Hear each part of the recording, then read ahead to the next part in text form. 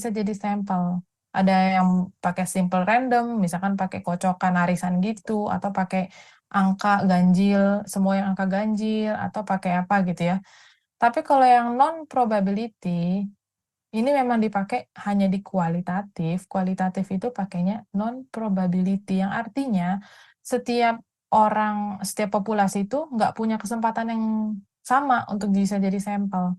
Karena di kualitatif itu nilainya memang langsung yang purposif. Purposif itu sesuai dengan kriteria si peneliti. Nah, contohnya, jadi kalau kita ngomongin probability dan non probability itu kita ngomongin sampel.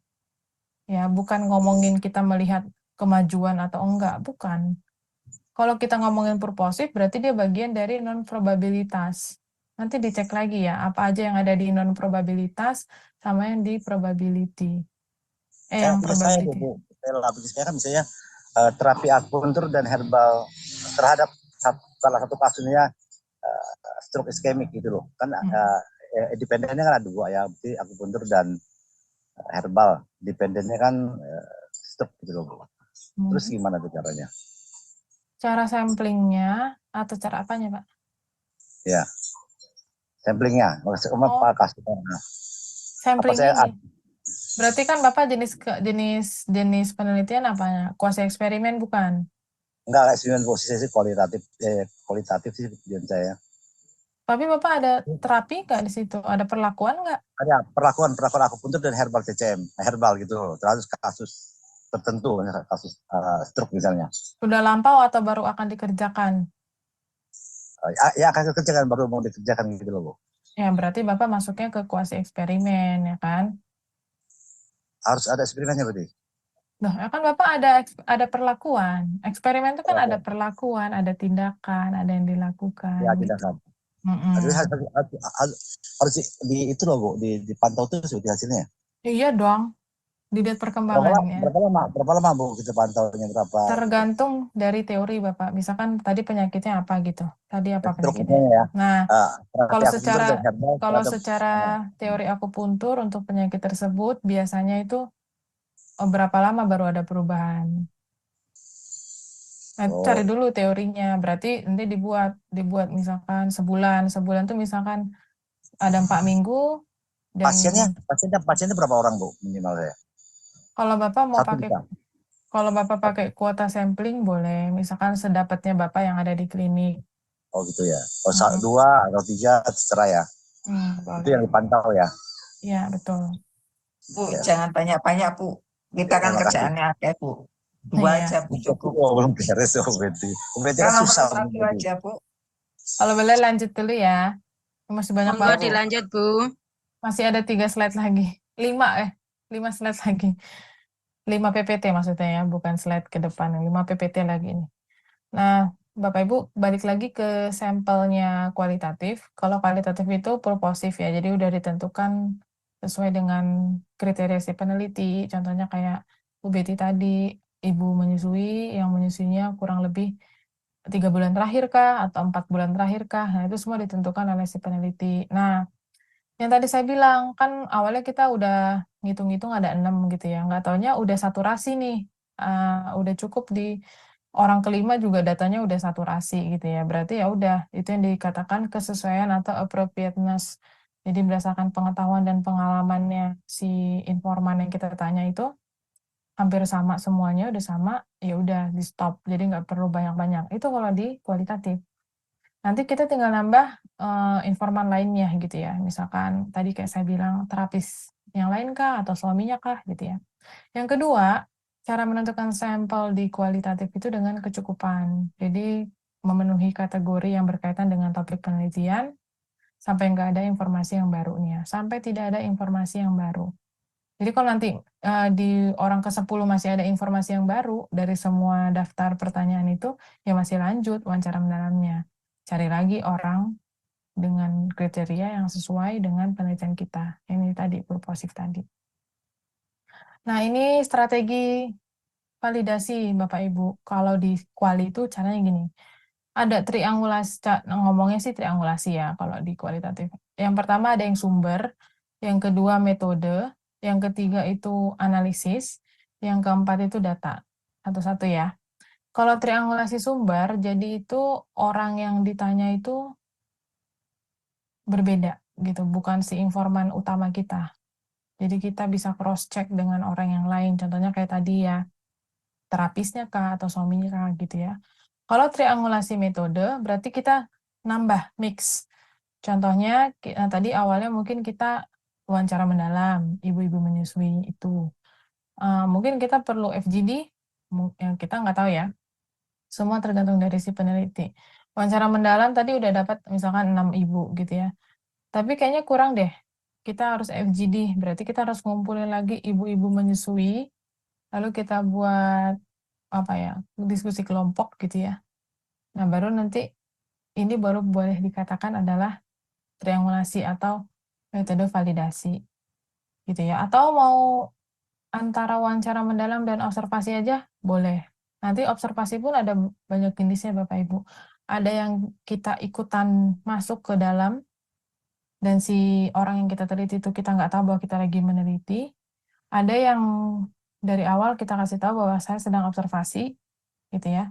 Jadi mohon izin aja gitu ya. Cuman takutnya sih kalau udah ngelapor dari awal saya sedang observasi, nanti mereka perilakunya, sikapnya bisa aja dibuat-buat ya atau dibagus-bagusin gitu ya. Ini itu sama aja sih kayak seperti akreditasi klinik gitu ya, observasi ini. Atau yang ketiga, triangulasi analisis yang tadi saya bilang. Betty itu nggak bisa sendiri, analisisnya bisa dilakukan lebih dari satu orang, supaya tidak subjektif. Tapi pastikan orang itu memang ahli di tema itu, gitu. Dan memahami penelitian kualitatif tentunya ya.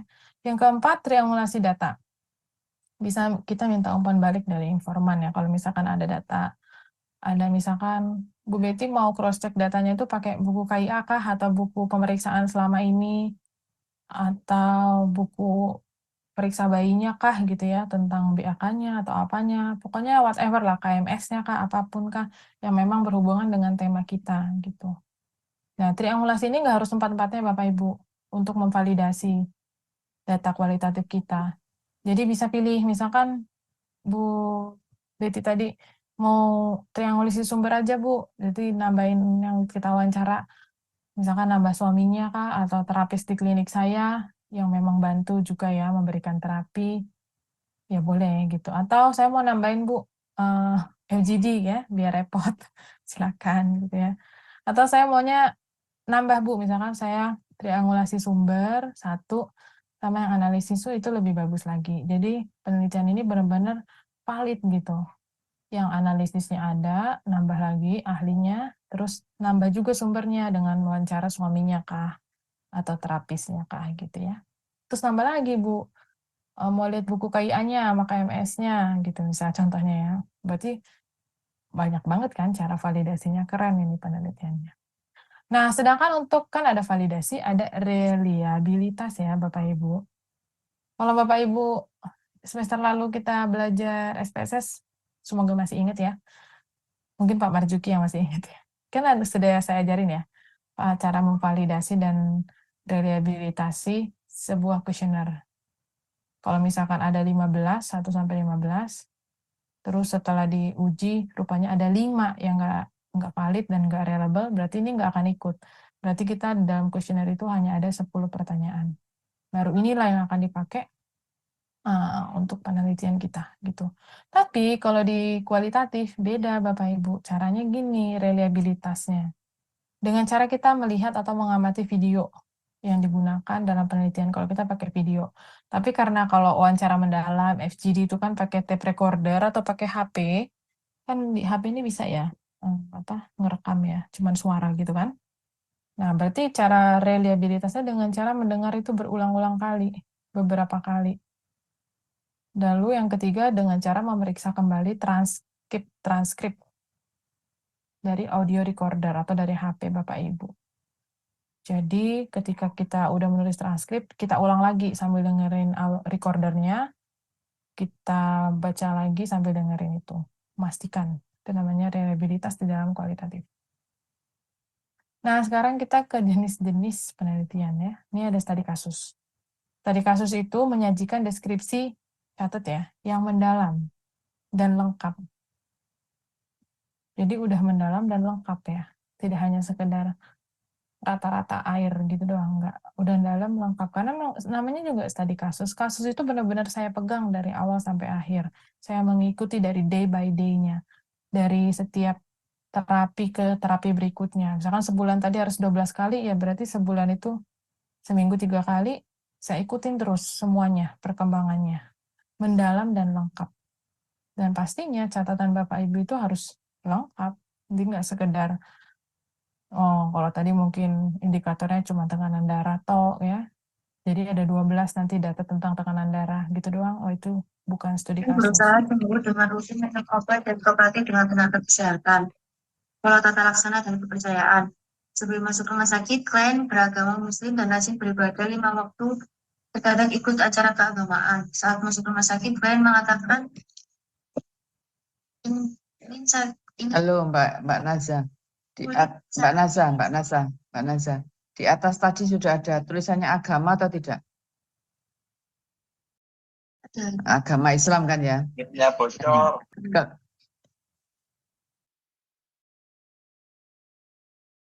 Oke, udah ya. Nah, Pak jadi Marzuki, ya, terima kasih. Jadi kita lanjut ke studi kasus. Jadi kalau studi kasus itu harus mendalam dan lengkap itu ya Pak Jin tadi ya. Terus dia datanya harus fokus. Jadi kalau misalkan Bapak Ibu ada 1 2 kasus, 1 2 3 di kliniknya dan kasusnya itu 1 doang ya, harus sama ya ketiga orang ini. Itu benar-benar diikutin mendalam dan lengkap. Nah, itu namanya studi kasus. Lalu Bapak Ibu ada juga etnografi, tapi ini di kesehatan enggak ini ya, namanya juga etnografi gitu ya. Life story, jadi ini lebih kepada kayak nyusun kehidupan, kayak cerita orang gitu loh. Dari lahir sampai dia meninggal gitu ya, kayak Habibie Ainun lah gitulah. Ada juga yang rapid assessment procedure, tapi di ini biasanya ada di antropologi ya, tapi di kesehatan juga adalah beberapa. Grounded research juga ada ya. Nah, tapi yang paling banyak itu adalah penelitian kesehatan itu biasanya kalau nggak FGD, wawancara mendalam, observasi, dan studi kasus. Kita lanjut ke slide berikutnya dulu ya. Ini masih main banyak. Slide berikutnya kita akan bahas tentang Bedaannya apa Bu? Antara studi kasus dengan yang lain Bu? tadi studi kasus itu kan lebih mendalam dan dia harus detail lengkap ya. Kalau wawancara mendalam itu bagian dari kualitatif, di mana nanti Bapak Ibu harus melakukan triangulasi. Kalau di studi kasus kan tidak ada triangulasi gitu kan. Nah, kalau di FGD, ini saya share ya sekarang. Ini saya jelasin satu-satu ya, Bu Betty ya. Oke. Nah, tadi kan ada 3 ya Bapak Ibu. Apa aja tadi di dalam kualitatif? FGD, Jadi wawancara mendalam, wawancara mandiri. observasi. Ya, betul. Oke. Jadi wawancara sama observasi. Nah, jenis-jenisnya itu kan caranya ya, cara di dalam kualitatif. Tapi tadi jenis-jenisnya yang terakhir itu ada studi kasus, terus ada etnografi, grounded research gitu ya. Nah, kalau di kesehatan paling banyak memang studi kasus, tapi ada juga penelitian yang dia melakukan FGD wawancara mendalam, FGD observasi atau FGD wawancara mendalam observasi. Nah, itu juga penelitian kualitatif. Gitu. Kita masuk dulu ke metode yang pertama yaitu FGD. Jadi Bapak Ibu nanti kalau ada yang mau penelitian kualitatif menggunakan FGD, bisa perhatikan ini. FGD ini intinya seperti di gambar ini Bapak Ibu. Ini misalkan Bu Betty ya, baju biru ini. Nah ini teman orang yang di depannya ini, setengah lingkaran ini, pastikan tidak saling kenal. Jadi kalau misalkan Bu Betty mau mengundang ibu menyusui yang datang ke klinik Bu Betty, pastikan dia bukan saling kenal ya atau tetangga gitu ya. Nah, intinya FGD itu sekelompok orang yang berdiskusi, ada pemimpinnya yaitu fasilitator. Fasilitator itu ya si peneliti. Ini. Tapi bisa juga Bapak Ibu hibahkan ke enumerator yang memang udah di briefing ya. penelitian saya tentang ini, nanti pertanyaannya ini, kamu harus mampu ya nanti memprobing gitu tentang topik tertentu. Nah, karakteristik FGD itu Bapak Ibu minimal 6 orang. Jadi nanti kalau mau buat FGD minimal 6 orang, maksimal 12 orang. Itu. Pesertanya homogen, jadi kalau tadi ngomongin ibu menyusui yang memang menerima pijat oksitoksin gitu ya, contohnya, pastikan ya memang semuanya ibu menyusui, jangan sampai ada yang nyempil di sini ibu menopause gitu ya, nggak cocok. Oke, benar-benar misalkan ibu menyusui tok ya, jangan sampai ada yang tandem lagi hamil, lagi nyusuin juga gitu, enggak bisa masuk. Pokoknya benar-benar sesuai dengan kriteria sampel. Makanya tadi dibilang non probability yaitu yang purposive sampling sesuai dengan kriteria. Ibu menyusui yang usianya 3 bulan terakhir ini baru nyusuin, tidak sedang hamil, jadi dalam artian dia tidak sedang menyusui dan sedang hamil gitu ya. Pokoknya benar-benar menyusui aja. Gitu. Jadi harus homogen. Dan tidak saling kenal, pastikan tidak saling kenal karena setiap pertanyaan yang dilontarkan terus ada yang jawab. Kalau saling kenal kan kadang Ibu apa yang Ibu ketahui tentang pijat oksitoksin ini Bu untuk kegunaan untuk Ibu menyusui gitu. Misalkan saya ngomong, ya gunanya itu untuk bla bla bla bla bla bla. Oh bagaimana? Nanti Bu Betty ngomong bagaimana dengan Ibu yang sebelahnya? Ini nanti biasa pakai kode ya Ibu A B C atau nomor 123. Taunya sebelah saya ini misalkan Bu Udami, sedangkan saya sama Bu Udami kenal kan. Terus Bu Udami ngomong, iya saya sama aja sih sama Ibu sebelah ini gitu. Gampang kan ngomongnya. Nah, itu nggak boleh kayak gitu ya. Jadi pastikan tidak saling kenal. Lalu yang ketiga, proses pengumpulan datanya. Kalau di FGD itu tidak mencari konsensus ya, ataupun pengambilan keputusan. Kita benar-benar mau mencari apa sih kayak variasi setiap point of view orang-orang tentang tema tersebut gitu. Tentang persepsi mereka, pandangan mereka, motivasi mereka. Pokoknya apapun lah tentang tema yang kita pengen gali. Yang selanjutnya, topiknya itu pastikan di awal udah tahu kita mau ngomongin topik apa gitu ya. Terus waktunya itu sekitar 1 sampai 1,5 jam. Dan minimal, nah ini FGD ya. Minimal itu ada 2 FGD untuk setiap kategori. Untuk setiap kategori. Minimal 2. Jadi mungkin nanti di sini ada kelompok ibu menyusui. Ya, yang pertama. Di sini juga ada kelompok ibu menyusui. Yang kedua. Nah, apakah mau dibandingkan dengan ibu menyusui kelompok 3 dan kelompok 4, di mana kelompok 3 dan kelompok 4 ini nggak dikasih pijat oksitoksin, benar-benar yang nyusuin aja murni gitu. Mungkin dia ada yang ngalamin bendungan atau yang lainnya gitu. Jadi 2 kelompok FGD yang dia itu punya karakter yang beda gitu. Kalau yang 1 2 sama, 3 4 karakternya sama. Tapi antara 1 dan 3, 1 dan 4, 2 dan 3, 2 dan 4 itu berbeda. Jadi mungkin mau dibandingkan atau mau dilihat ya perbedaannya bisa juga gitu. Nah, tempatnya pastikan ketika melakukan FGD itu tempatnya bebas dari rasa takut untuk mengeluarkan pendapat. Ini biasanya berhubungan dengan atasan, nah itu biasanya. Kalau misalkan ada wawancara tentang apa ya, kepuasan atau tentang kepemimpinan di sebuah institusi, di puskesmas atau di klinik, terus yang mau diwawancara itu adalah karyawan-karyawan, perawat, terapis, bidan gitu ya. Atau staf-staf lainnya, bagian administrasi kah gitu ya, atau bagian lab. Pastikan ya tidak di tempat yang mengandung ada atasannya ya. Misalkan di ruangan atasan kah gitu ya, di ruang kepala puskes atau di ruang direktur. Nah, itu jangan. Jadi pastikan tempatnya itu nyaman untuk dia bisa mengeluarkan pendapat apa adanya gitu ya. Jadi biasanya itu kalau yang FGD ini pilih tempat yang netral gitu ya. Ini keuntungan FGD itu Bapak Ibu sinergis karena satu pertanyaan langsung dijawab 6 orang gitu ya. Kita dapat banyak langsung bersinergi antara satu dan lain jawabannya. Snowballing karena dari satu ke satu orang itu pasti akan menghasilkan banyak informasi-informasi, data-data. Terus menstimulasi juga. Misalkan orang yang pertama ngomong tentang saya taunya itu pijat ini memang untuk mempelancar Bu. Terus ada timpalan lagi, iya Bu, kemarin tuh waktu saya sudah dipijat itu benar-benar nambah deres loh Bu gitu. Ini menstimulasi orang. Jadi jawaban si peserta yang ada di situ di dalam lingkaran, setengah lingkaran itu benar-benar menstimulasi setiap orang yang ada di situ. Nah, bentuknya memang harus setengah lingkaran ya. Misalkan ini 6 orang lah gitu. Nah, di sini penelitinya gitu.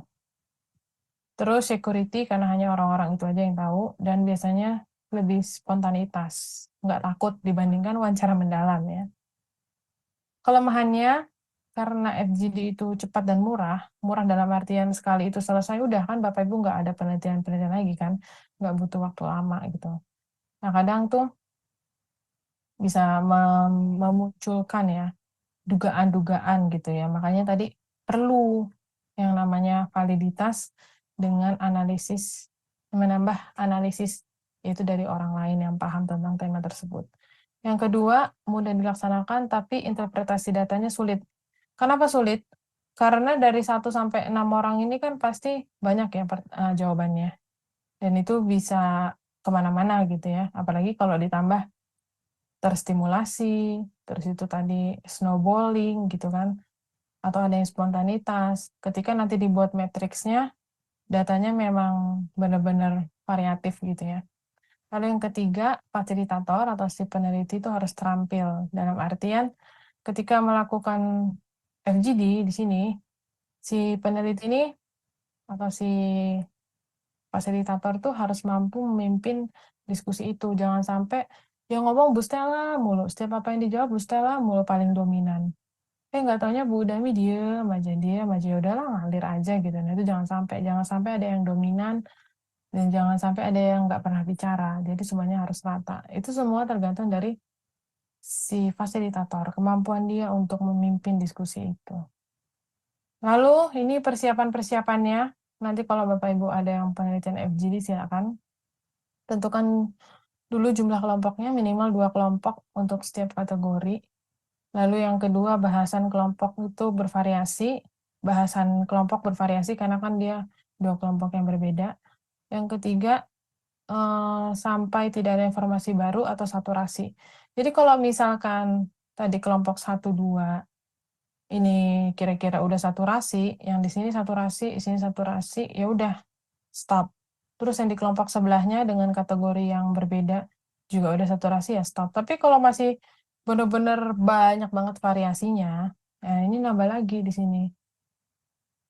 5, 6, sini 7, 8. Jadi memang FGD itu lumayan memakan waktu itu dalam artian kalau kita hanya sendirian itu sulit ya Bapak Ibu. Misalkan saya mimpin di sini, terus nanti setelah ini saya mimpin lagi di sini. Jadi butuh teman sih yang memang paham tentang penelitian kualitatif.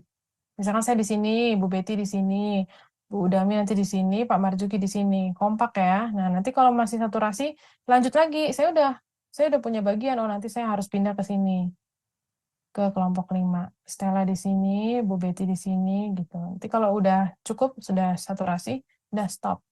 Jadi cepet dia kalau kita punya tim. Lalu yang kedua, menentukan komposisi kelompok berdasarkan kelompok sosial atau daur hidup. Daur hidup ini tadi salah satunya kita mau kan adalah ibu dengan statusnya sebagai ibu menyusui ya. Lalu status pemakai ini kalau misalkan dia pakai contohnya kayak KB gitu ya. Tingkat keahlian, perbedaan budaya ini juga mempengaruhi ya, atau jenis kelamin. Ini kembali lagi ke sampel yang propositif itu. Lalu yang ketiga menentukan tempat diskusi yang tadi saya bilang ya, pastikan nyaman, aman, lingkungannya netral ya, gitu ya, tidak ada pengaruh dari mana-mana, dan ini mudah dicapai. Artinya responden yang kita undang itu, nanti kita harus pakai surat sih, biasanya yang resmi gitu. Tanggal sekian, jam sekian sampai jam sekian, saya minta Ibu untuk hadir, untuk membantu saya penelitian dengan judul ini, terus nanti apapun yang informasi yang saya dapatkan akan dijaga kerahasiaannya dan segala macam. Kurang lebih gitu suratnya ya. Nah, pastikan juga tempatnya itu bisa dicapai dengan mudah oleh si responden atau informan kita gitu ya. Yang keempat, menentukan pengaturan duduk yang seperti tadi Bapak Ibu setengah lingkarannya. Jadi biar fasilitator itu bisa melihat semua wajah-wajahnya para informan. Yang kelima ini menyiapkan undangan dari lembaga penyelenggara studi, minta kesediaannya untuk berpartisipasi. Waktunya itu harus jelas ya Bapak Ibu, waktu, tempat, lama pertemuan. Karena gini, ketika yang Bapak Ibu itu wawancarai adalah kayak orang-orang pejabat atau orang penting ya. Apalagi kalau mungkin mau level puskes atau level dinkes kan mereka juga sibuk ya. Tapi enggak itu aja sih. Ibu menyusui juga sibuk. Kalau dia ibu rumah tangga tuh dia kalau dia bisa hadir untuk memenuhi undangan kita sudah berterima kasih sekali karena pasti dia udah banyak urusan di rumah ya. Entah mau masak, harusnya mau masak nih, entah jemput anak sekolah, entah harusnya ada urusan ke bank kah, atau ke pasar segala macam. Nah, jadi dalam penelitian kualitatif itu benar-benar memperhatikan dari sisi informan, dari waktunya, tempatnya, dan lamanya. Gitu ya, menghargai banget lah gitu kalau di penelitian ini. Ini sangat berasa banget ketika memang yang kita wawancarai orang-orang penting biasanya ya. Gitu. Dan kalau memang dia tidak mau, Bapak Ibu, bisa ditekankan dulu, misalkan ini sangat penting loh kontribusi ibu untuk penelitian saya gitu. Tapi kalau emang nggak mau, kita tetap hargai keputusannya. Yang keenam, menyiapkan fasilitator. Kalau tadi yang saya bilang, kalau penelitian ini saya sendiri sih ya, akan lama dan berat gitu ya. Tapi saya harus cari teman yang memang bisa nolong saya gitu ya. Yang pastinya harus paham penelitian ini. Nah, si fasilitator itu, Bapak Ibu, harus bisa menciptakan yang namanya raport. Raport itu, kalau orang zaman sekarang ngomongnya tuh kayak SKSD gitu ya, so kenal so deket. Kan kita nggak kenal nih sama orang yang akan kita lakukan FGD ini. Ya mungkin kalau kenal ya kenal sebatas pasien ya. Tapi kalau ketika itu bukan kita yang wawancarai, misalkan saya yang didelegasikan Bu Betty untuk mewawancarai 6 orang ibu menyusui pasiennya Bu Betty, saya harus pandai menciptakan kedekatan saya. Nggak harus langsung ngomongin tentang menyusui. Ya bisa ketika udah datang, silakan duduk Bu, mari di sini. Terus dikasih snack, kasih minumnya. Tadi naik apa Bu? Jadi kita udah ada kedekatan. Dengan adanya kedekatan, ketika nanti dilakukan FGD, mereka akan lebih open, lebih terbuka. Dibandingkan saya di ruangan itu, terus dia masuk, dan langsung saya nggak nyapa, nggak apa, duduk, udah, tunggu aja, udah ngumpul semua, saya langsung buka. Itu mungkin yang kurang cair ya suasananya. Jadi kita sebagai fasilitator, atau yang diberikan hibah ya sebagai fasilitator, harus mampu menciptakan yang namanya raport. Ya. Dan juga ini, bahasa nonverbal, bahasa tubuh kita perhatikan, nada suara kita juga harus diperhatikan. Ini syarat-syarat fasilitator, pastikan Bapak Ibu yang mau ambil FGD punya value ini ya, harus santai, jangan menggebu-gebu, terus itu membuat peserta diskusinya itu harus mereka ngerasa nyaman lah ya, jangan sampai tegang, ada perasaan empati, terampil berkomunikasi ini pasti ya, jelas, terus mampu memperlihatkan semangat, ya jangan sampai fasilitatornya malah lemes-lemes gitu ya. Ya udahlah, udah nggak ada lagi ya. Nggak ada lagi nih ya Bapak Ibu ya gitu. Kayak gitu artinya harus pandai menggali tadi, memprobing tadi gitu ya. Terus juga harus peka sama bahasa-bahasa nonverbal dari si peserta. Mungkin aja kita kelewatan waktunya atau mungkin dia sedang ada apa mau misalkan dia mau ke kamar mandi takut gitu ya. Kita harus peka, makanya dia kok nggak konsen apa gimana gitu ya.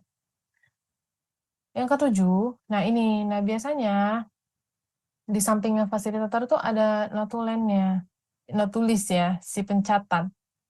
Biasanya dia yang ngingetin Bapak Ibu, FGD ini akan kita mulai, misalkan, oh udah mau selesai nih, 10 menit lagi, dia ngabarin.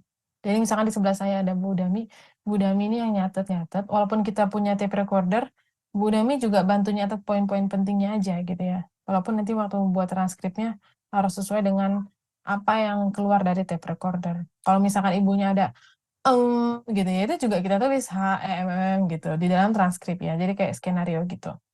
Terus nanti Bu Udami itu ngingetin, Bu Stella tadi kelewat nih yang pertanyaan nomor 4 gitu. Oh iya, ngingetin kalau misalkan si fasilitatornya mungkin kelewat atau terlalu bersemangat gitu ya. Kurang lebih gitu sih ke fungsi dari si pencatat ini ya gitu. Nah ini pelaksanaannya kurang lebih gini, persiapan nih, bercakap-cakap yang tadi saya bilang ya, kita membangun raport informal tapi ya dengan peserta. Lalu pembukaan, di pembuka itu si fasilitator dan pencatat itu memperkenalkan diri, maksud dan tujuan, terus itu masing-masing silakan perkenalkan diri, maksud tujuan penelitian ini apa, terus sampai sejauh data ini tetap dijaga kerahasiaannya, gitulah Bapak Ibu ya. Dan biasanya dimulai dari pertanyaan yang umum dulu, baru ke pertanyaan yang khusus gitu ya. Nah, kurang lebih gitu. Nanti di akhir itu Bapak Ibu biasanya karena tadi ada si notulen itu akan ada rangkuman lah sedikit aja gitu ya. Nanti jelaskan juga di akhir itu bahwa pertemuan kita sudah selesai, nggak akan ada lagi pertemuan yang kedua atau ketiga karena memang sekali doang gitu udah gitu ya. Kalau misalkan ada yang mau komentar, pendapat, boleh ditampung gitu ya. Lalu terakhir kita ucapkan terima kasih. Ini perbedaan FGD dengan wawancara mendalam. Jadi kalau di dalam FGD itu interaksi yang saya bilang tadi ya, antara orang dengan orang itu pasti terstimulasi. Ada stimulirnya ya. Habis jawab ini, kepikiran. Saya juga menambahin Bu, tadi habis kepikiran setelah Bu udah nih ngomong ini gitu, contohnya gitu. Tapi kalau di wawancara mendalam itu enggak. Karena kan hanya one on one. Jadi benar-benar nggak ada stimulasi lah, hanya dia sendiri gitu. Nah kalau di FGD juga banyak sekali pendapat yang berbeda. Beda dengan wawancara mendalam gitu ya. Kalau di FGD itu tidak cocok kalau isunya isu sensitif, misalkan tentang penyakit menular seksual, atau berhubungan dengan pendapatan, ya, gaji gitu-gitulah, pokoknya Bapak Ibu. Hal-hal yang kayaknya privacy gitu kayaknya kurang cocok. Tapi kalau wawancara mendalam cocok untuk topik yang rumit dan sensitif gitu ya. Di FGD itu materi diskusinya tidak bisa terlalu luas ya, karena pasti akan banyak sekali pendapatnya. Beda di wawancara mendalam, dia lebih luas dan bisa lebih banyak gitu ya. Kalau FGD waktunya sedikit, ya tadi sekitar 1 sampai 1,5 jam, wawancara mendalam bisa lebih dari itu. Tergantung dari banyaknya jumlah pertanyaan yang kita ajukan juga ya, yang sudah kita buat sebelumnya. FGD biayanya murah, WM mahal, semua tergantung ya dari keuangannya si peneliti. Kalau dulu saya ini sharing ya, saya waktu itu bantu penelitian kali itu ya, bantu penelitian tesis teman saya bagian promosi kesehatan tentang penggunaan tes IVA pada ibu-ibu di Puskesmas Bogor di Bogor waktu itu, lupa di mana tepatnya. Nah itu waktu itu masalah biaya itu yang kira-kira saya tahu ya, yang keluar itu pertama transport. Jadi setiap ibu itu setelah pulang itu dikasih transport karena mereka kan datang ke balai desa gitu, balai kota atau balai desa lah ya di Bogor gitulah. Itu mereka kan pakai ongkos kan, pakai duit gitu kan. Nah itu kurang lebih uang penggantinya uang transport. Terus yang kedua itu ada souvenir, kalau nggak salah waktu itu gelas-gelas gitu ya atau botol. Lalu yang ketiga ada snack pada saat itu. Jadi kalau dibilang FGD murah atau WM itu mahal, nggak juga ya Bapak Ibu, itu tergantung dari si penelitinya, dia mau mengemasnya atau memberinya apa. Nah ini kelebihan kekurangannya. Oke. Itu untuk wawancara mendalam.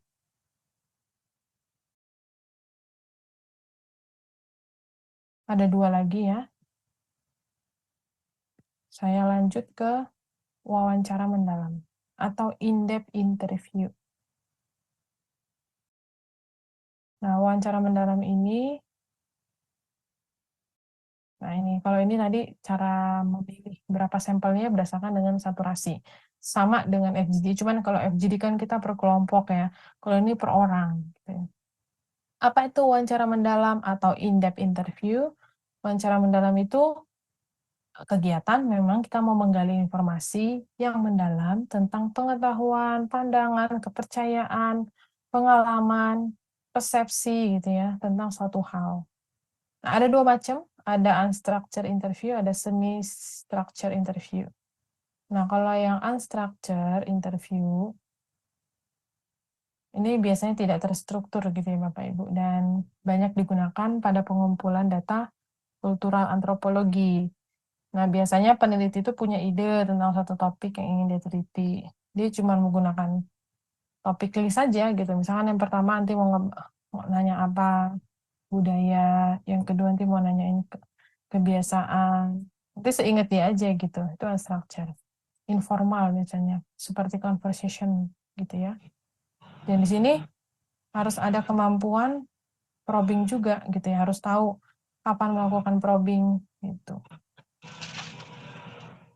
Nah, ada kelebihannya Bapak Ibu. Kalau kelebihan WM itu, WM ya, saya bilangnya WM, wawancara mendalam.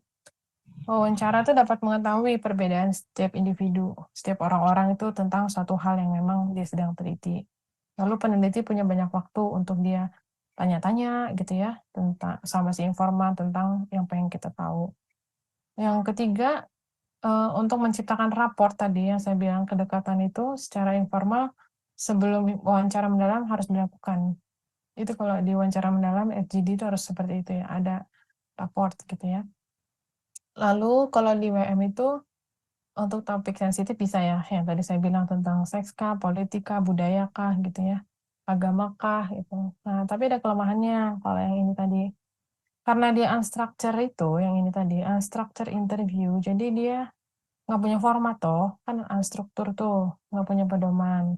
Jadi si pewawancaranya itu cenderung beda-beda. Jadi kalau misalkan nanti Bu Betty mau pakai yang ini, wawancara mendalam ibu menyusui 3 bulan terakhir yang menyusui, yang pernah diterapi pijat oksitoksin, tapi Bu Betty mau nambah 2 orang temannya. Tapi yang ngambilnya yang ini metodenya, wawancara mendalam yang unstructured interview. Lah pasti beda dong. Saya yang nanya, sama Bu Betty yang nanya, sama Bu Dami yang nanya. Bu Betty di sini, saya di sini, nanya orang kedua, Bu Dami yang ketiga. Kalau pakai ini agak sulit kelemahannya.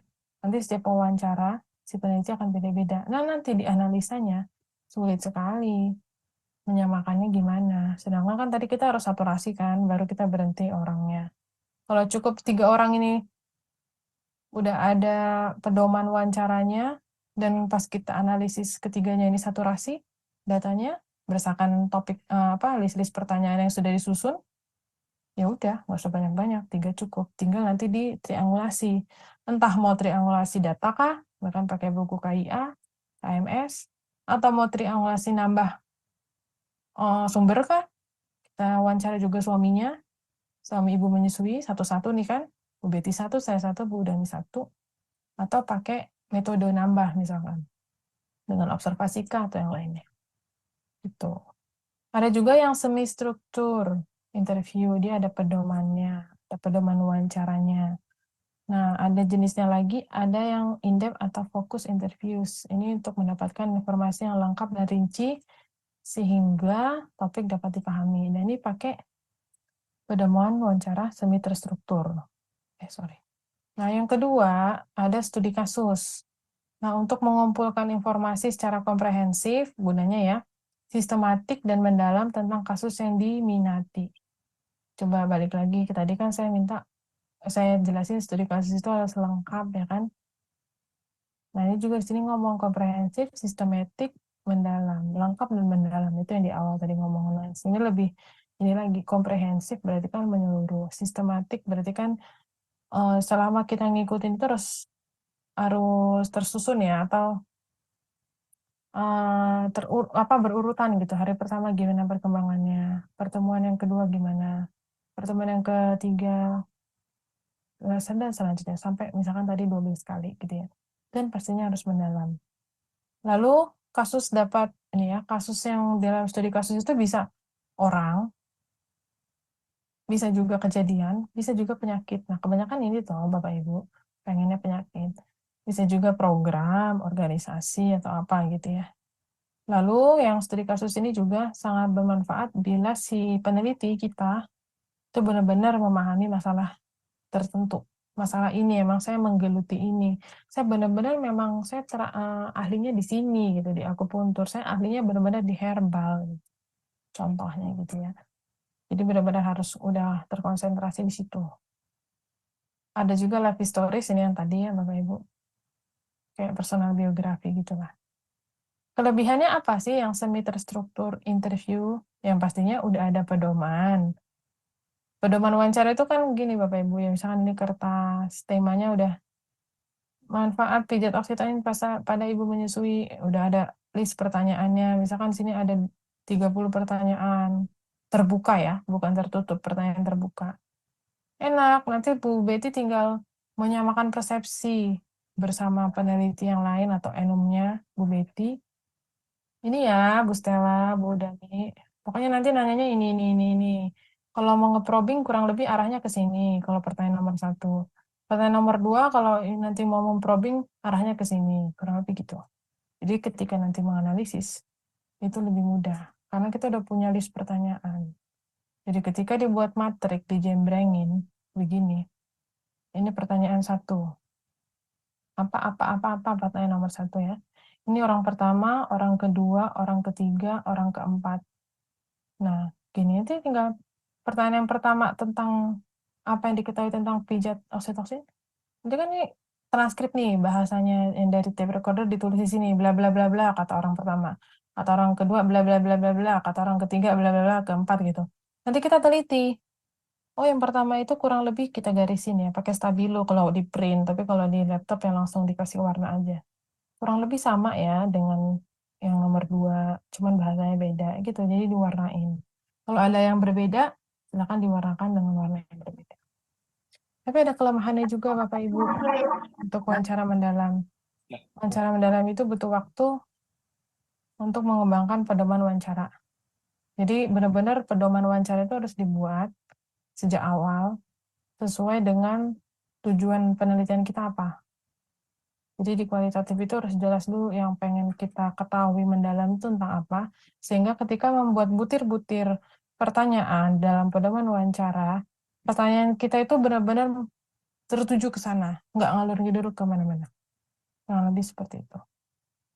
Kelemahannya ada juga ya, pasti ada. Setiap metode itu Bapak Ibu ada kelemahan, ada kelebihan, dan nggak ada penelitian yang sempurna.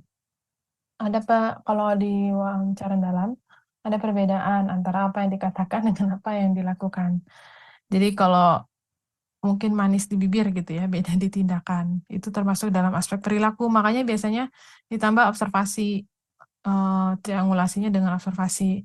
Dan nanti saya jelaskan di observasi juga ada cara-caranya. Ada jenis-jenisnya gitulah. Ada yang memang dia merasa tahu di observasi, ada yang dia nggak tahu bahwa sebenarnya si peneliti itu gabung memang sekalian mau penelitian, mau observasi, kurang lebih kayak gitu. Yang kedua, apa yang dikatakan dan dilakukan seseorang berbeda dengan dalam situasi yang berbeda-beda. Ini balik lagi sih tadi ya, antara apa yang dia katakan dengan yang dia tindakannya, perilakunya itu berbeda. Nah, ini dia teknik-tekniknya Bapak Ibu. Dalam wawancara mendalam, pastinya setiap peneliti, fasilitator, itu harus menguasai pedoman pertanyaan-pertanyaannya. Udah lihai lah, udah tahu. Abis ini mau nanya apa, arahnya kemana. Ketika nanti mau memprobing pun di pertanyaan pertama, oh kayaknya saya mau lebih mendalam lagi, pengen tahu deh tentang asal apa ya, dari mana sih dia tahu pijat oksitoksin gitu ya. Mau dicecer lagi ke arah situnya, dari mana taunya gitu. Boleh gitu. Makanya yang utama itu harus menguasai pedomannya. Yang kedua, pertanyaan harus jelas. Harusnya kayak bahasa Indonesia yang baik dan benar aja. Jangan muter-muter. POK. Itulah ya. Kurang lebih ya ada subjeknya, ada predikatnya, apa objeknya yang ditanyain gitu kan. Terus jangan ada pertanyaan yang double. Jadi misalkan saya nanya ya, apa yang Ibu ketahui tentang pijat oksitoksin? Lalu kapan Ibu pijat oksitoksin pertama kali? Nah itu kan udah 2 pertanyaan. Jadi ajukan tunggal satu demi satu. Tadi kan apa dulu ya. Nanti mungkin yang kapan pertama kali ya bisa pertanyaan yang berikut-berikutnya gitu ya. Lalu ajukan pertanyaan terbuka jelas. Kalau dalam kualitatif itu pasti semua pertanyaan terbuka. Nggak ada pertanyaan ya tidak, nggak ada itu ya. Lalu ajukan pertanyaan tentang perilaku, pengalaman, ini yang lebih banyak ya. Karena dari sana kita akan bisa tahu banyak Bapak Ibu tentang perilakunya. Oh, saya memang sih Bu, saya selama ini tuh menyusuinya nggak terlalu rajin banget. pantesan ya saya misalkan ada bendungan kah gitu. Jadi kalau bayinya tidur, saya benar nggak ganggu Bu gitu. Padahal seharusnya ya minimal 2 sampai 3 jam sekali ya Bu untuk newborn gitu. Contohnya gitu ya. Itu kan kita lebih ke nanyain pengalaman toh, tentang perilaku dia juga toh, bagaimana cara dia nyesuin gitu kan. Sebelum kita nanya tentang pendapat atau persepsi ya. Jadi lebih ke perilaku, pengalaman, baru ke pendapat, persepsi gitu ya, pengetahuan gitu. Gali informasi sedalam-dalamnya. Ini kemampuan si peneliti, bagaimana cara dia menggali atau memprobing. Ini tadi ya, probing. Lalu yang selanjutnya, utarakan dari pertanyaannya umum dulu, baru ke spesifik. Terus kita juga jangan, kalau misalkan si informannya udah ngejawab, terus tahu-tahu dia malah balik nanya gitu ya, kita jangan ngejawab sebagai si peneliti. Jadi kita cukup memvalidasi aja. Oh, jadi menurut Ibu tadi ini ya gitu. Jadi ya anggap aja seolah-olah kita nggak dengar pertanyaan dia. Karena di dalam wawancara mendalam itu kita nggak boleh ngejawab kan, sama aja kita menggiring kan gitu. Lalu beri kebebasan apapun yang dia katakan atau dia sampaikan tentang pendapat pengalamannya gitu ya. Yang penting tetap terkontrol. Lalu harus sabar dan gunakan suaranya yang moderat, bersahabat dan netral. Jangan sampai pakai nada-nada yang terlalu tinggi gitu ya. Jadi pastikan ya enak lah gitu buat diajak ngobrol gitu ya. Nah, ini yang sabar tadi berhubungan dengan kemampuan kita sebagai peneliti untuk mendengarkan pendapatnya, pengalamannya, persepsinya gitu ya, tentang hal yang memang kita mau tahu. Ini langkah-langkahnya dalam wawancara mendalam. Kita netapkin dulu siapa sih yang mau kita wawancara sesuai topik kita tentunya kan. Tadi udah ya, contohnya Bu Betty tadi. Lalu kita nyiapin dulu tuh pokok-pokok list-list pertanyaannya apa. Ya bagusnya sih pakai pedoman ya, jangan kayak yang tadi yang conversation biasa gitu. Itu kan nggak ada guideline-nya kan, sedapatnya aja. Lalu yang ketiga, kita membuka alur pembicaraan dengan ya kita greeting, salam ya, perkenalan. Lalu kita ciptakan lagi raport kedekatan kita secara informal. Yang keempat, pada saat melakukan wawancara, pastikan terarah. Artinya ya sesuai dengan pedoman. Jangan sampai nomor 1 sampai nomor 3 sesuai pedoman. Habis itu saking serunya nih, malah ngomongin Korea. Oh, ini Bu, film Korea tentang ibu menyusui itu ada juga loh Bu. Gini, kalau di Korea itu gini-gini. Nah, itu udah jauh dari rencana awal kita gitu ya, jangan sampai. Nah, itulah gunanya fasilitator. Jadi dia harus pinter mengkat ketika memang itu nggak sesuai dengan tujuan akhir penelitian itu. Lalu kita sebagai fasilitator itu gini, banyak bertanya, tapi bertanya sesuai dengan arah penelitian kita, dan minta dirinci lebih dalam lagi gitu. Nah, yang poin ketiga, si peneliti atau fasilitator tuh jangan sampai dia mengajukan pertanyaan yang memang dia menggiring jawabannya ke arah yang dia inginkan gitu, karena seolah-olah itu kan kayak kita memvalidasi punya kita sendiri kan, jadinya subjektif gitu. Yang kelima, konfirmasi dan akhiri wawancara. Nah, biasanya nanti dari Natulena kan akan ada rangkuman sedikit dari hasil wawancara, lalu nanti akan dibacakan dikit lah gitu ya, dikoreksi kalau ada yang salah atau ditambahkan gitu ya, kalau ada yang penting mau ditambahkan. Lalu diakhiri wawancaranya atau diteruskan di kesempatan lain kalau misalkan ada wawancara berikutnya gitu ya. Tapi biasanya sih sudah sekali itu udah selesai gitu, nggak harus berkali-kali si wawancaranya. Tergantung dari waktunya, waktu si informan kita. Nah, habis itu kita nulis hasil wawancaranya, kan kita punya field notes ya, atau catatan lapangan. Lalu kita buat transkripnya, baru dia dianalisis. Nah, ini dulu saya. Ini dulu saya yang saya ceritain tadi ya, saya lakukan FGD penelitiannya tentang ini. Analisis ini saya. Analisis perilaku wanita subur ya, 30-50 tahun dalam melakukan IVA di wilayah kerja Puskesmas Bondongan, Bogor Selatan waktu itu. Peneliti utamanya yang ini, teman saya dari Pekanbaru. Nah, ini dari Kalimantan. Nah, di sini saya bertindak sebagai fasilitator. Nah, ini lagi administrasi. Jadi begitu datang nih, ini di balai desa ya, balai kota lah. Pokoknya di sini deh, di kabupaten ini ya. kayak ada ruangan ya, aula gitu. Begitu datang, ini dulu, ini inform concern. Ini saya data dulu, tanda tangan gitu ya. Terus nanti ada saya ngasih snack nih, sebelah sini ada snacknya gitu. Nanti pas pulang baru dikasih amplopnya. Nah, ini yang mewawancara, ini yang nulis Bapak Ibu. Nah, di tengah ini ada dia punya tape recorder ya. Emang khusus gitulah. Dia cuma ngerekam. Kalau dulu saya pakai HP. Ini ibu-ibu yang itu tadi, kelompok ibu-ibu yang ini, yang melakukan IFA. Tapi ada juga kelompok lain, ibu-ibu yang tidak melakukan IFA gitu kan. Tadi FGD syaratnya harus ada 2 kelompok ya, yang berbeda kategorinya. Nah, ini saya wawancara juga. Di sini ini ada teman sih sebenarnya, dia yang fotoin ya. Jadi dia yang nulis-nulis. Ini saya pakai tape juga di sini. Ini untuk catatannya. Saya pakai HP juga. Nah, setelah wawancara ini, nah ini lihat Bapak Ibu, di bajunya ibu-ibu ini tuh bukan namanya ya, ini angka. Kalau nggak salah waktu itu saya pakai angka deh. Jadi ini 1, 2 gitu, 3, 4, 5, 6, 7 gitu. Nah, ini udah selesai.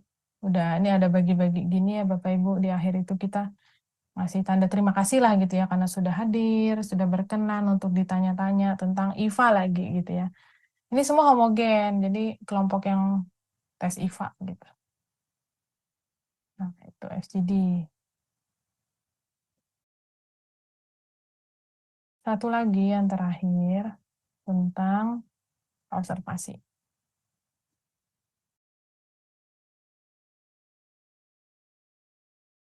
Kalau Bapak Ibu tertarik untuk penelitian kualitatif ya dengan wawancara mendalam, lalu dengan observasi atau FGD bisa digabungkan, bisa tuh Bapak Ibu menganalisis dari sistem pelayanan di Gereja Setan Landa. Jadi yang diteliti itu bisa terapisnya. Bu, saya pakai misalnya kalau saya pakai standar wawancaranya pakai 4 cara pemeriksaan kan itu sudah terstruktur, Bu. Standar apa, Bu? Wawancara 4 cara pemeriksaan. Jadi dalam kondisi saya kan memilih misalnya ASI yang terbendung dengan usia ibu menyusui dengan bayi misalnya di bawah 3 bulan, usia di bawah 3 bulan. Kan sudah ada spesial partisipannya.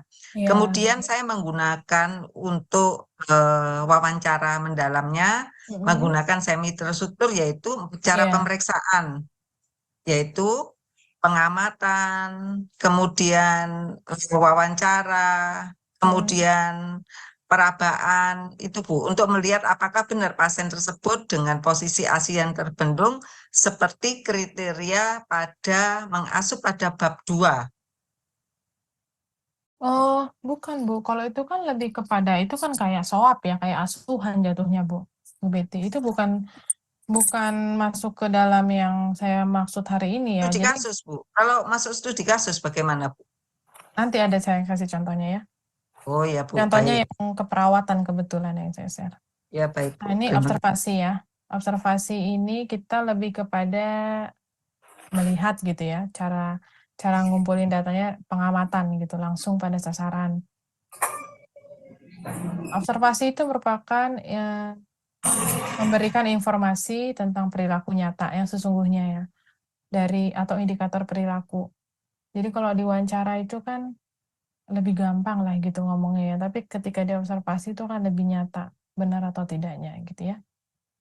Tekniknya ada 2, unobtrusive dan non-reaktif, di mana dia yang diobservasi itu nggak tahu kalau dia lagi diobservasi. Lalu yang kedua ada obvious dan reaktif.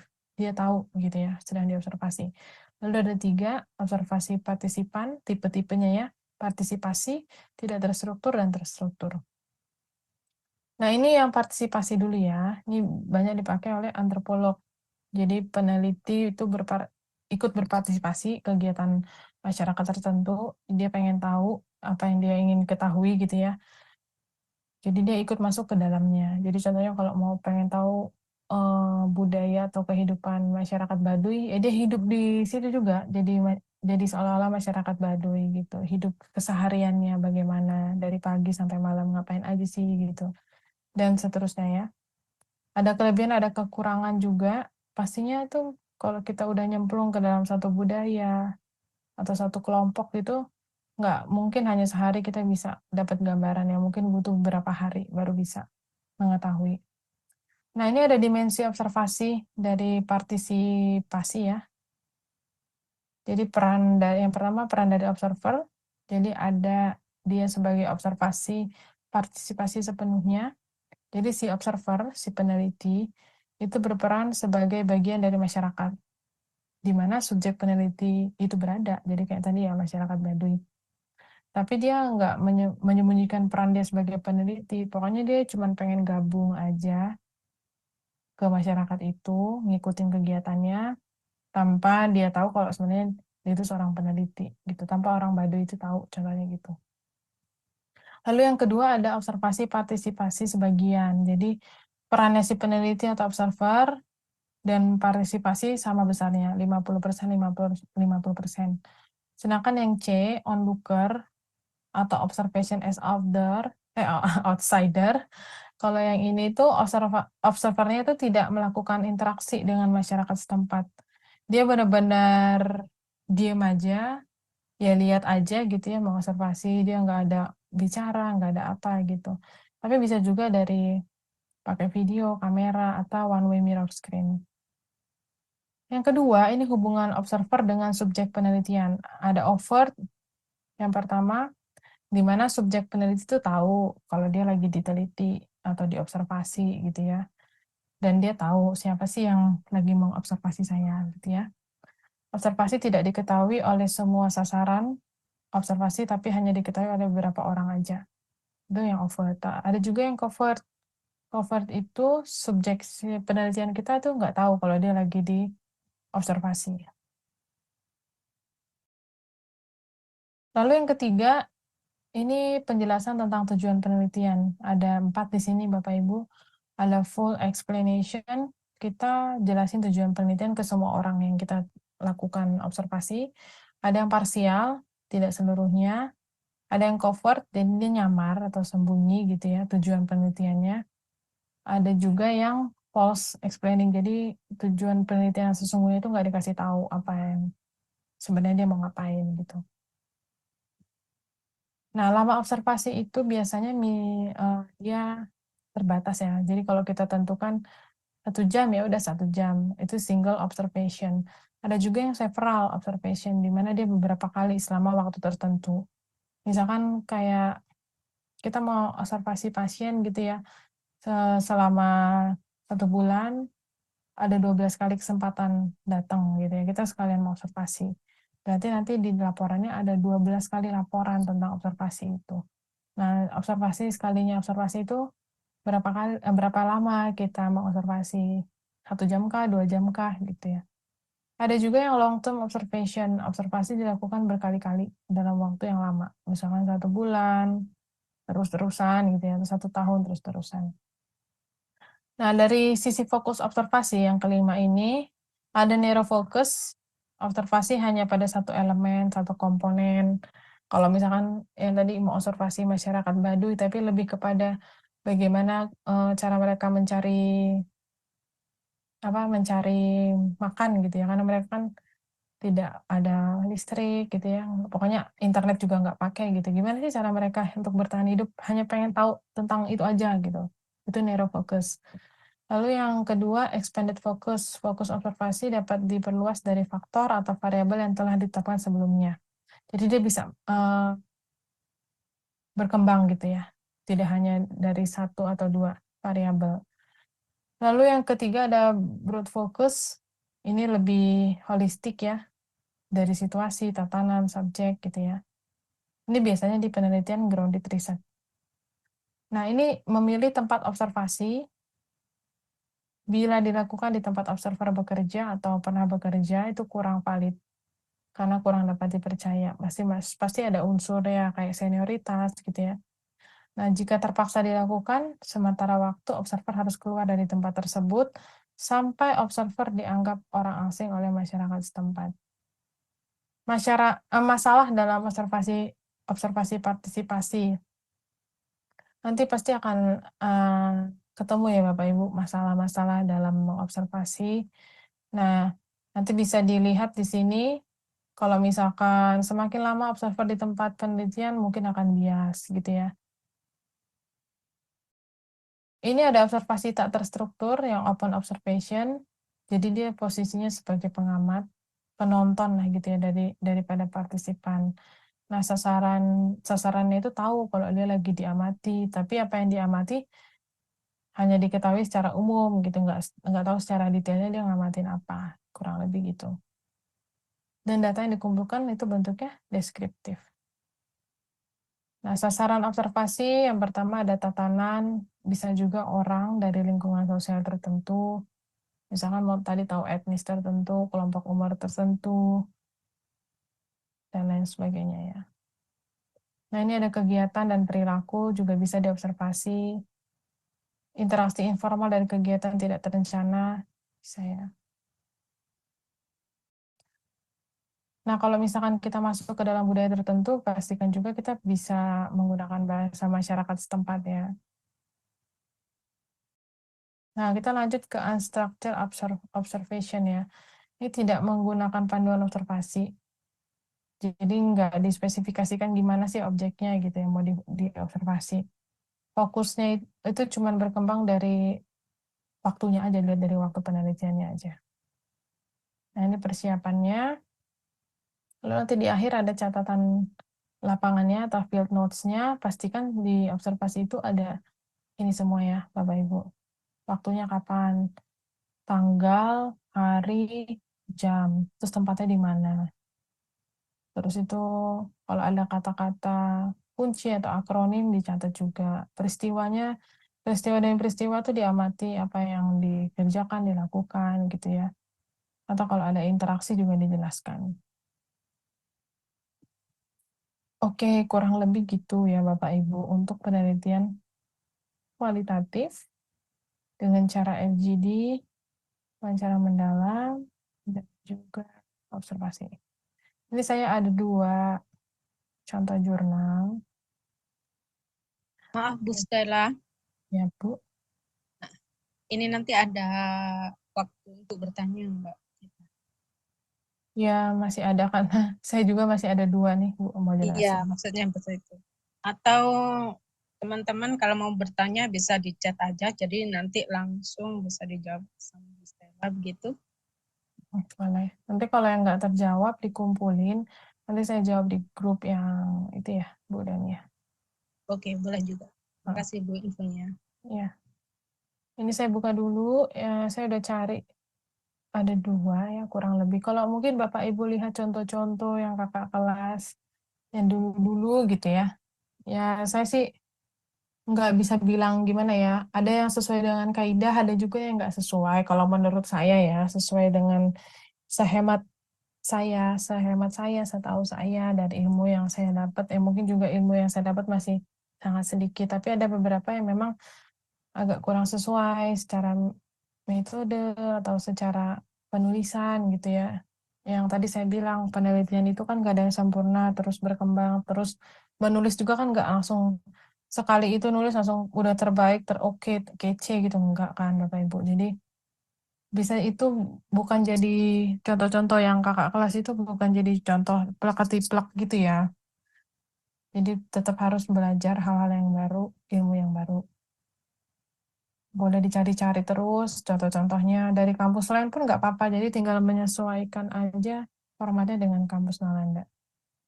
Sebentar ini saya dulu ya. Sorry.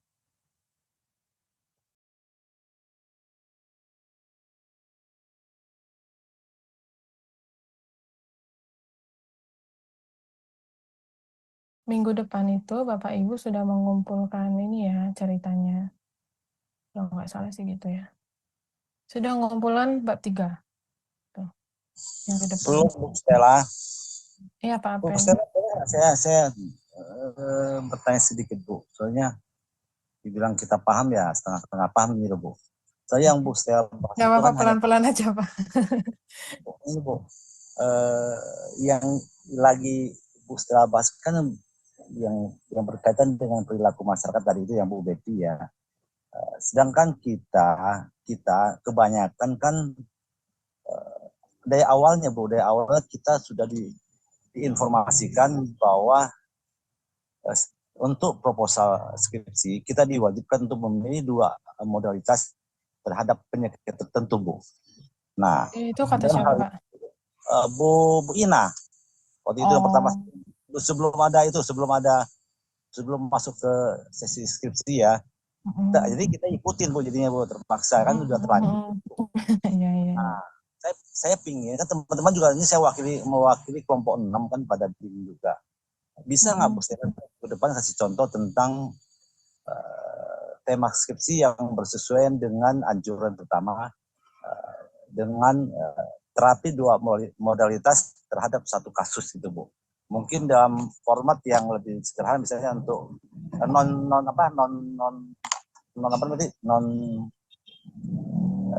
non probiotis ya Bu. Yang contoh-contoh kayak gitu Bu. Supaya kita bisa Gini, Pak Apen gini, link yang udah saya kasih ke Bu Udami itu di sana udah ada contoh kakak kelas yang memang rata-rata mereka pakai terapi 2 atau 1. Itu silakan aja bisa jadi dasarnya Bapak Ibu. Yang saya kasih sekarang ini adalah perluasan. Jadi saya gini loh Bapak Ibu, penelitian di Kestrat, di TCM itu, kalau point of view dari saya ya mungkin saya berbeda dengan Bu Ina ya, karena saya orang public health, jadi saya melihat secara keseluruhan. Nggak melulu masalah klinis mulu gitu, masalah terapi mulu, tapi coba apakah sekarang udah ada yang mau meneliti tentang sistem bagaimana Gria Sehat itu bisa berkembang? Apakah udah banyak penelitian tentang hal tersebut? Apakah ada yang mau meneliti tentang kualitas SDM Nakestrat? Kan belum ada ya Pak Apen ke arah sana. So that's why saya cuma membuka pandangan Bapak Ibu tentang penelitian itu nggak harus masalah klinis, ada terapi, ada intervensi gitu. Enggak, penelitian itu enggak hanya sekedar begitu aja, banyak jenis-jenis yang lain gitu. Nah, Betul, Bu. kalau contoh yang Pak Apen mau itu, kakak kelas yang kemarin baru wisuda, mereka rata-rata pada perlakuan semua, jadi bisa jadi contoh untuk Bapak Ibu. Boleh dilihat dari sini. Sama siapa Bu itunya apa tuh contoh kemarin tuh? Sama Bu Udami. Iya, saya kasih linknya ke Bu Udami, ke Bu... Sudah kita share di info akademik, Bapak. Sudah dimasukkan gitu loh Pak Apen di grup koordinator. Pak Apennya lupa itu. Minta maaf Oh, aja. iya. Pak Apen itu bingung ya. Oke, makasih. Iya Pak Apen. Sama-sama. Nggak apa-apa, kita sama-sama belajar ya Bapak Ibu. Oke, makasih Bu. Oke, semangat. Bu Udami, saya boleh minta tolong bisa share nggak Bu? Kok saya nggak mau ya? Iya, yang mana Bu? Kan ada 2. Yang pertama dulu Bu, yang studi kasus peran tenaga kesehatan. Yang jurnal kah? Jurnal. Ini. Mana Bu? Sebentar.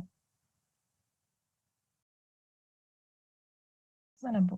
Belum ada Bu? Iya, bentar.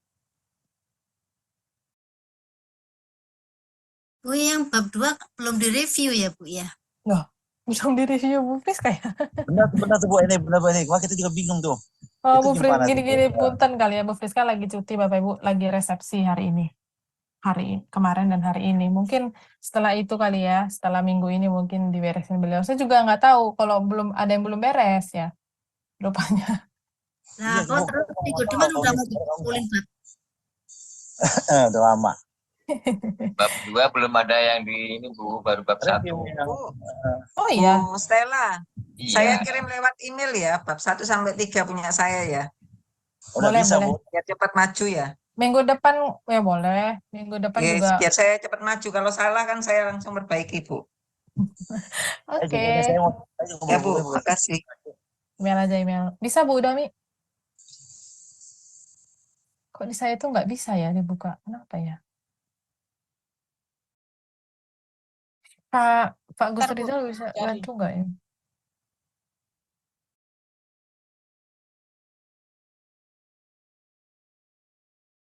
Kadang tuh WhatsApp yang di laptop ini agak-agak error gitu. Nah ini saya udah Bu, saya udah bisa nih. Saya share screen ya. Yang terlambat. Terima kasih, Bu. Nah ini contoh studi kasus peran tenaga kesehatan masyarakat dalam upaya promotif preventif di Kabupaten Tanjab Barat. Nah, saya itu belum pernah Pak, Bapak Ibu dapat coba studi kasus peran tenaga nakestrat dalam upaya promotif preventif di Gria Sehat Nalanda, Gria Sehat Klaten gitu. Itu belum pernah ada kan yang ngebahas itu. Semuanya tentang terapi semuanya. Kita lihat abstraknya ya Bapak Ibu. Ini contoh kualitatif ya, Asti, ya. Itu. Oke.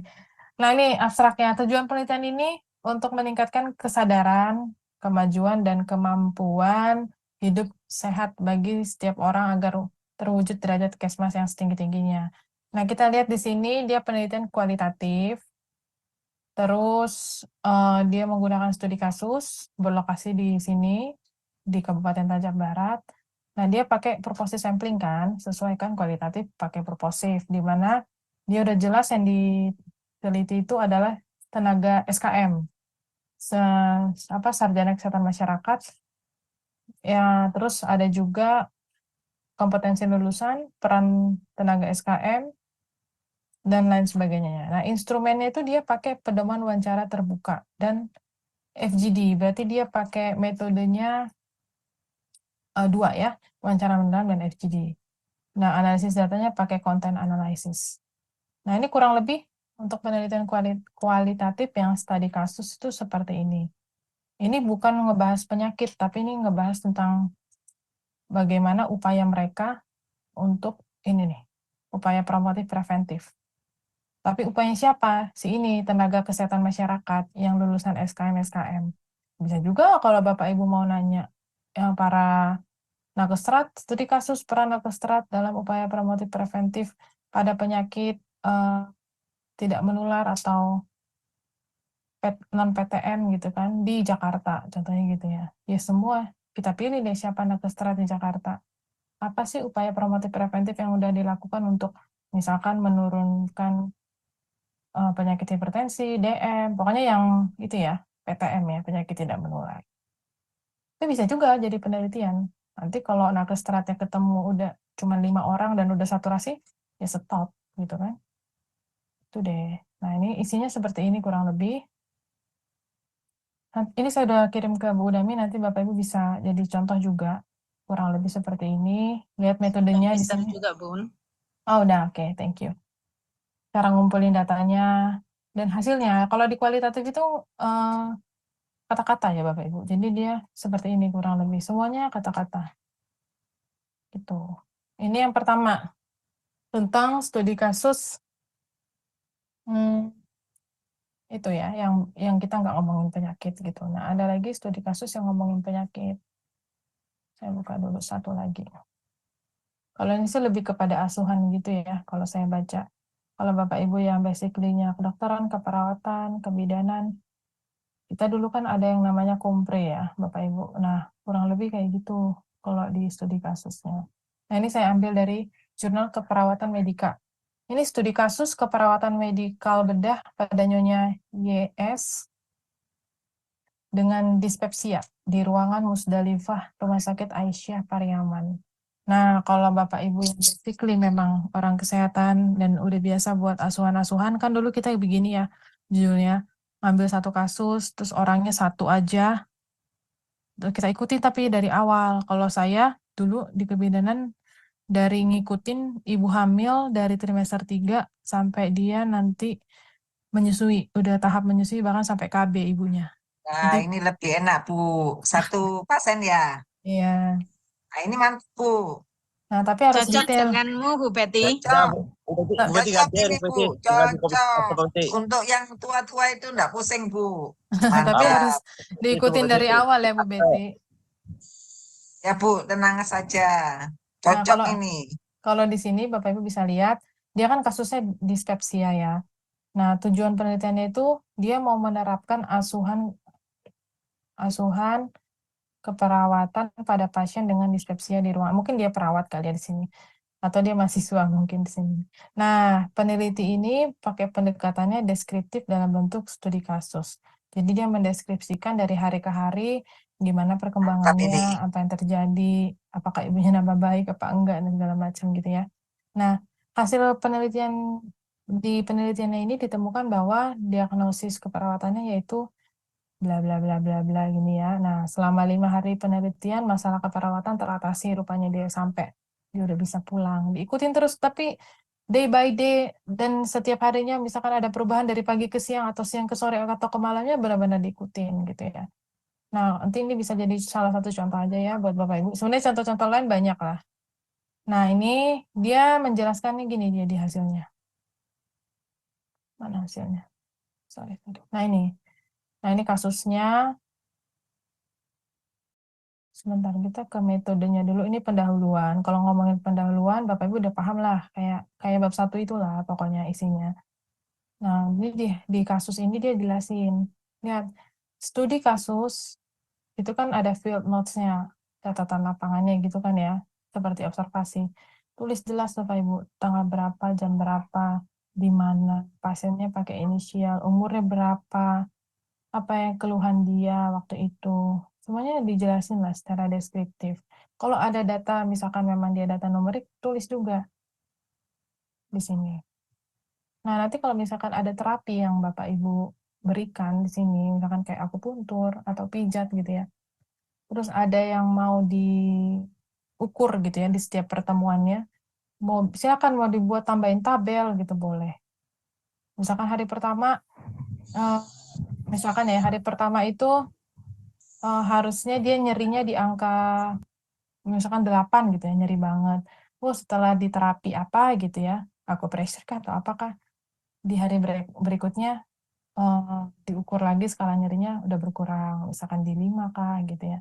Sampai akhirnya dia pulang dan sehat. Nah, itu diikutin terus. Nah, itulah kalau di tadi kasusnya. Ya Bu, ini sama Bu, seperti pemeriksaan, cara pemeriksaan itu sama, ada perabaannya juga, ada untuk pengamatan sama ini Bu. Oke, Bu PT boleh. coba Bu, pakai ini Bu PT, pakai metode ATM. Berarti Amati, anu ya Bu ya, saya pakai ini ya. boleh silakan. Ya, makasih Bu. Pak Purwanto ada pertanyaan ya. Oh, tanya prevalensi cara Google Data ini kabupaten aja atau provinsi aja. Apakah sudah cukup hal prevalensi kasus apa Pak? Tentang penderita kolesterol Bu, itu kan googling yang ketemu hanya Kabupaten Malang saja, untuk kota itu kan nggak nemu Bu di googling. Penelitian Atau Bapak mungkin di kabupaten Jawa apa di Timur. kota? Saya kan di kota. Nah, yang memang nemu di googlingnya hanya kabupaten. Apakah sudah cukup? Kalau profil coba ya Pak, coba cari profil Dinas Kesehatan Kota mana Pak? Malang. Ya, itu Nah, nggak ketemu Bu. nggak ada ya. Berarti nggak dipublish ya Pak ya. Ya. Kalau Riskesdasnya ada nggak kolesterol? Kalau kolesterol itu googling untuk di kota, Dinkes kota nggak menemukan Bu. Jadi hanya sampai tingkat Provinsi Jawa Timur saja. Ya udah nggak apa-apa Pak. Nanti yang kabupaten itu boleh sebagai pembanding aja ya. Banding Bukan aja. pembanding aja. Kalau yang dari tingkat atasnya di atas provinsi yang Indonesia dapat Dapat Bu. dari data apa? Riskesdas? Riskesdas. Ya, oke baik. Biasanya ya emang gitu Pak Pur ya, nggak semua dinas kesehatan itu mempublish semua kasus di kota atau di kabupaten itu gitu. Iya Bu, Tapi karena yang kalau kabupaten lebih keren. iya, karena kalau harus ke Dinkes itu harus melampirkan surat permohonan dari Iya, kampus. betul. Karena mau minta data yang kolesterol ada berapa sih sekota Malang gitu kan? Iya benar. Itu kayak studi pendahuluan sebenarnya Pak, minta data awal dulu. Tapi kalau Ya, Bapak ada rekan sih ya itu lebih baik Pak. sulit Bu, tetap Bu. Oke Bapak Ibu. Makasih Bu. Ya, so far so good, kualitatif. Yang mau ngambil kualitatif silakan ya. Menurut saya ini mudah, cepat, jangan ngambil yang ribet-ribet. Satu lagi ya. Boleh ya Bu Stella ya, kualitatif ya. Boleh Bapak Ibu. Bu izin tanya penelitian kualitatif yang observasi apakah analisa data menggunakan metrik. Observasi itu nggak bisa berdiri sendiri, Bu Ros. Yang tadi saya bilang, kalau penelitian kualitatif Recording stopped. itu harus ada triangulasi. Triangulasinya kan tadi ada 4 jenis. Mau sumber, metode, analisis, atau apa Bu Beat satu Recording lagi? in progress. Data, ya. Nah, jadi nggak bisa berdiri sendiri ya, Bu Ros. Misalkan observasi ditemani dengan wawancara mendalam kah, atau dengan FGD kah, gitu. Tidak hanya sekedar observasi. Ini siap ini Bu. Begini Bu, satu pasien aja nggak pusing. Oke deh, Bapak Ibu. Bu, spasinya itu enggak 2 dah Bu, biasanya 1,5 ya Bu. Kalau di panduan berapa, Bu? Saya nggak apa. Kayaknya 1,5. Ya udah, 1,5, jadi kecil-kecil Bu. ya udah ikutin aja Bu Betty. Oh ya sudah Bu. Iya, iya Bu, Iya. makasih. Pokoknya ukuran 12. Iya, tapi kan biasanya kan 2 ya. Ini 1,5. Ya Bu, makasih. Bu Stella mau Oke deh. bertanya, untuk Ya. yang foto-foto itu kalau misalnya kok Foto-foto ditampilkan mana? itu memang diharuskan atau sesuai kebutuhan aja ya? Foto yang mana, Bu? Foto yang pas waktu kita penelitian. Oh ya, itu pelengkap sih Bu. Akan lebih baik memang ada bukti sahihnya ya. Ini waktu kayak foto saya tadi ya. Iya betul. Iya, Iya itu Bu. pelengkap itu kalau teman-teman saya yang kemarin tuh di belakang di lampiran ditambahin memang. Kalau Bukti rekaman mereka. enggak perlu ya Bu, kan banyak Bu. Enggak, kalau rekaman kan dia datanya data elektronik kan, disimpan aja baik-baik di dalam Oh drive. iya Bu, terima kasih. Wih Oke. mantap ini Bu. Oke, Untuk Bu. melakukan FGD itu Mhm.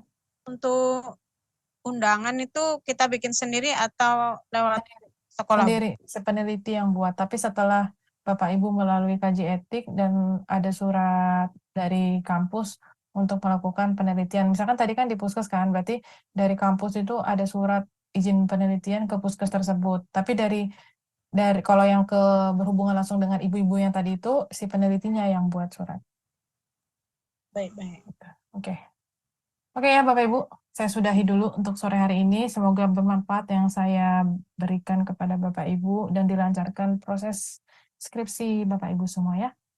Yang belum direview nanti boleh langsung tanya aja ke yang bersangkutan supaya Bapak Ibu bisa langsung buat bab 3-nya. Minggu depan udah dikumpulin ya.